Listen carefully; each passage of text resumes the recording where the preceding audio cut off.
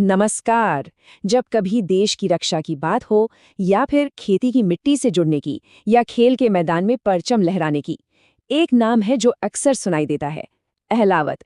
तो चलिए आज इस वंश की जड़ों को थोड़ा और करीब से जानते हैं, इनकी शानदार विरासत को समझते हैं।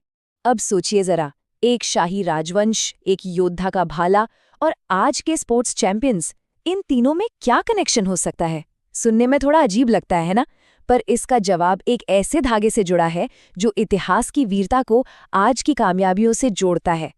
तो चलिए आज इसी कहानी के धागों को एक एक करके खोलते हैं। तो अहलावत समाज असल में जाट समुदाय का एक बहुत ही प्रमुख गोत्र है। इनकी जड़ें मुख्य रूप से हरियाणा के रोहतक, झज्जर और सोनीपत जैसे इलाकों में हैं। लेकिन आज ये सिर्फ यहीं तक सीमित नहीं है। ये पूरे भारत में बल्कि विदेशों में भी बसे हुए हैं और अपनी एक अलग पहचान बनाए हुए हैं। अब इनकी पहचान की जो सबसे गहरी जड़ है ना, वो है इनकी योद्धा विरासत।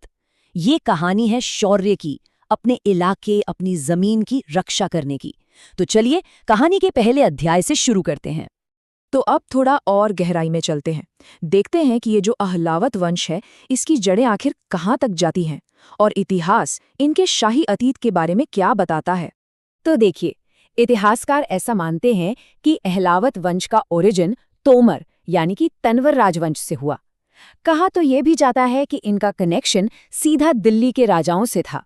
और हुआ यूं कि जब दिल्ली पर हमले का खतरा बढ़ा, तब इन वीर योद्धाओं ने अपने अपने इलाके संभाले, अपने ठिकाने बनाए और बस यहीं से इस महान वंश की नींव पड़ गई। अच्छा, एक और मजेदार बात, ये जो नाम है अहलावत, माना जाता है कि ये अहला शब्द से निकला है, जिसका मतलब होता है खुश या आनंदित।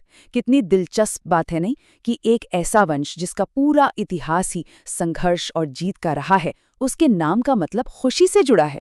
अब इस वंश की कहानी में एक बहुत ही खास मोड़ आता है।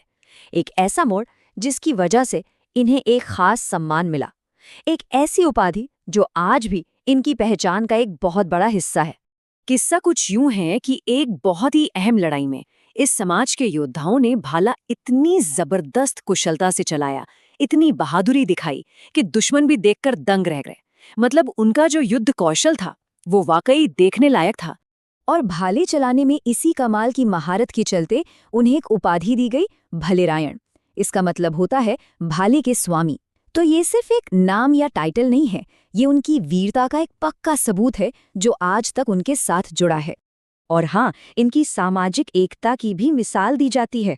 अहलावत, जून और मारें, इन गोत्रों में आपस में भाईचारा माना जाता है, जो समाज में इनकी जबरदस्त एकता को दिखाता है। चलिए अब बात करते हैं उस जगह की जिसे अहलावत समाज का दिल कहा जा सकता है, उनका मेन गढ़, उनका सामाजिक केंद्र।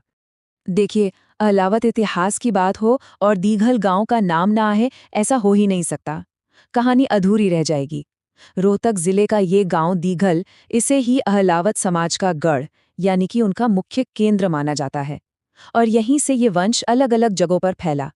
तो धींगल से निकलकर ये समाज हरियाणा और पश्चिमी उत्तर प्रदेश के कई दूसरे गांवों में जा बसा।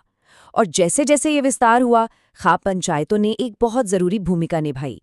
उन्होंने सामाजिक न्याय और एकता को बनाए रखा, जो दिखाता है कि ये समाज संगठित कितना था। तो सवाल ये है कि इतना शानदार इतिहास आज के दौर में, आज की दुनिया में कैसे अपनी छाप छोड़ रहा है। चलिए देखते हैं। देखिए, वो जो जज्बा था, वो अनुशासन जो सदियों पहले जंग के मैदान में पैदा हुआ था, वो आज भी इस वंश की रगों में दौड़ता है। और ये जज्बा देश की रक्षा में आज भी कायम है। भारतीय सेना में इनका योगदान देखिए, चाहे 1971 की जंग हो या फिर कारगिल, इस समाज के वीरों ने देश के लिए अपना सब कुछ दांव पर लगाने में कभी कोई कसर नहीं छोड़ी। और यही ताकत, यही अनुशासन सिर्फ जंग के मैदान तक ही सीमित नहीं रहा, ये अब खेल के मैदान पर भी दिखता है।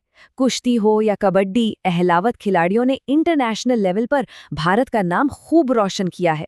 कहते हैं ना, इनकी जो मिट्टी से जुड़ी पहचान है, वही इनकी असली ताकत है।